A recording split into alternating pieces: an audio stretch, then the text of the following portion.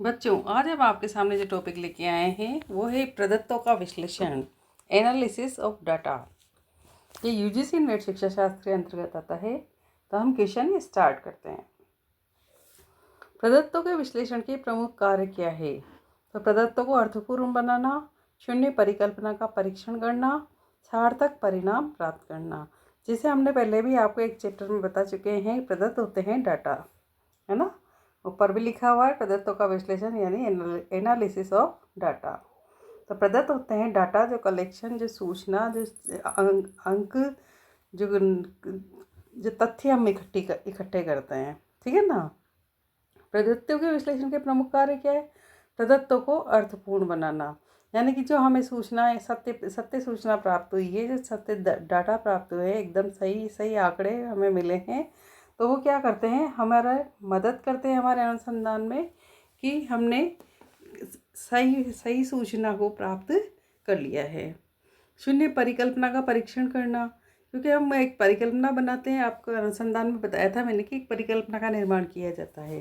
कोई भी कार्य तक, लक्ष्य तक पहुंचने के लिए पहले एक परिकल्पना तैयार की जाती है। तो उस परिकल्पना का फिर परीक्षण तथ्यों के, प्रदत्तों के आधार पर किया जाता है।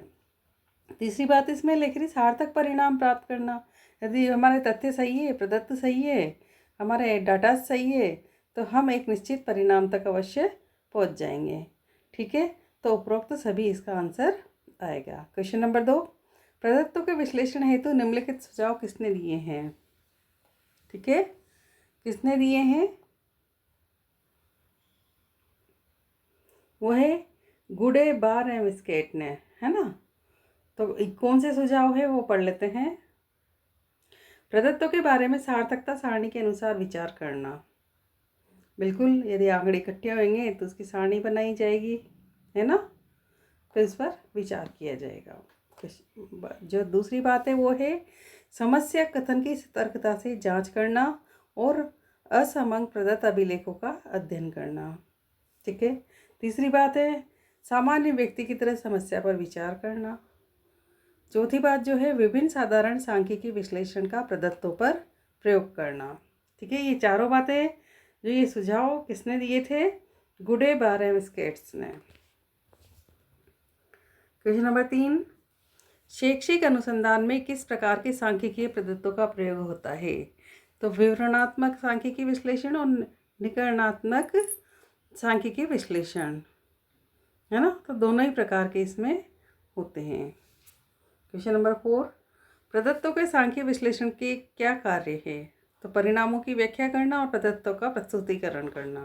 क्योंकि यहाँ पे प्रदत्त की बात हो रही है, तो प्रदत्त का सांख्यिक विश्लेषण के क्या काम होंगे? एक तो परिणाम की व्याख्या, एक आंकड़ों के आधार पर ही तो करेंगे अपन के क्या परिणाम होगा आगे, है ना। प्रदत्तों का प्रस्तुतिकरण करना।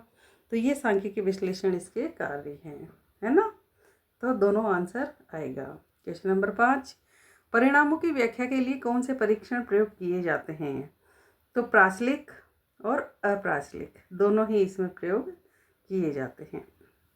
क्वेश्चन नंबर 6, शैक्षिक अनुसंधान में कितने प्रकार के सहसंबंध का प्रयोग किया जाता है?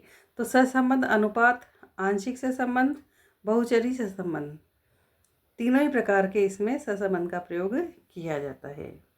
शून्य परिकल्पना का क्या अर्थ है? ठीक है, जब दो प्राचलिक मध्यमानों में अंतर शून्य है ना, और जो अंतर प्राप्त हुआ है वह न्यायाधीश त्रुटि के कारण है। दो बातें इसने दे रखी है, लेकिन जो आंसर है वो क्या है? दोनों ही नहीं, यानी कि उपरोक्त नहीं। क्वेश्चन नंबर 8, जब टी परीक्षण में दो समूहों को एक ही जनसंख्या से अलग अलग न्यायाधीश का चयन किया जाता है, तब कौन सा परीक्षण इस्तेमाल किया जाता है? ठीक है। तो तब किया जाता है द्विपुच्छ परीक्षण, टू टेल टेस्ट। जब टी परीक्षण में एक समूह की उपलब्धि तथा ह्रास का परीक्षण किया जाए, तब किस परीक्षण का प्रयोग किया जाता है? तब किया जाता है एक पुच्छ परीक्षण। क्वेश्चन नंबर 10, प्रमुख अप्राचलिक परीक्षण कौन से हैं? तो उपरोक्त सभी है। काई वर्ग परीक्षण है, स्पेयरमैन सहसंबंध प्रविधि है और साइन परीक्षण है। सारे ही इसके अप्राचलिक परीक्षण हैं। निम्नलिखित में से सूत्र किस अप्राचलिक परीक्षण का है? काई वर्ग परीक्षण का।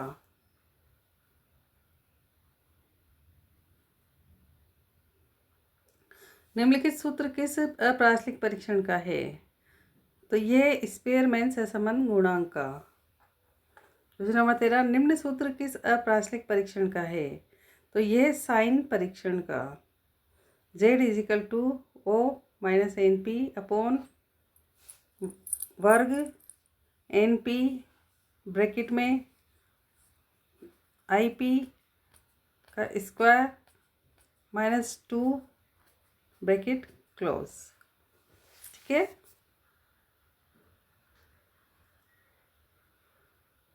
अब पढ़ते हैं हम जोड़े, परीक्षण और अर्थ। एक पुच्छीय परीक्षण यानी कि उपकल्पना का परीक्षण, प्राचलिक परीक्षण छोटे न्यायाधीश का परीक्षण, एक परीक्षण यानी एक दिश और अनेक, अप्राचलिक परीक्षण, काई वर्ग परीक्षण और सार्थकता परीक्षण यानी कि अध्ययन का महत्व। अब देखते हैं सत्य असत्य को। प्रदत्तों का विश्लेषण अंतर्वस्तु विश्लेषण है, ये बात सत्य है।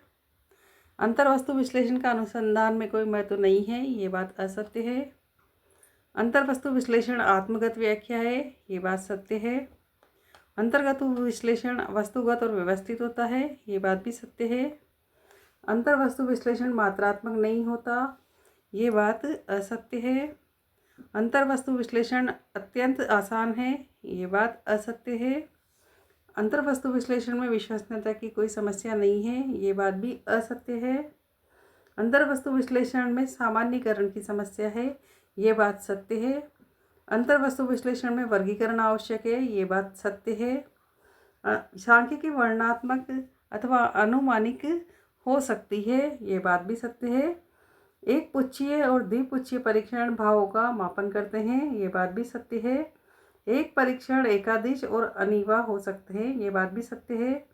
कोई काई वर्ग परीक्षण एक अप्राचलिक परीक्षण है, ये बात भी सत्य है।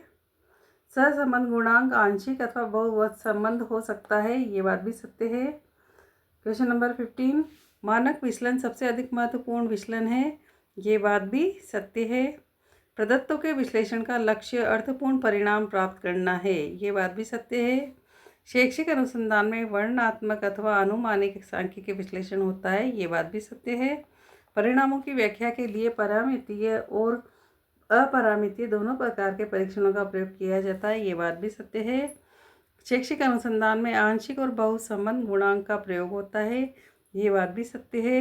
एक पुच्छीय परीक्षा का प्रयोग दिशाजन्य उपकल्पना की परीक्षण के लिए किया जाता है, ये बात भी सत्य है। मुझे उम्मीद है इन क्वेश्चन से आपको काफ़ी हेल्प मिलती होगी। नए चैप्टर नए क्वेश्चन लेके आपके सामने फिर आएंगे। तब तक के लिए हमारे चैनल को लाइक शेयर सब्सक्राइब करें। धन्यवाद। जय हिंद, जय भारत।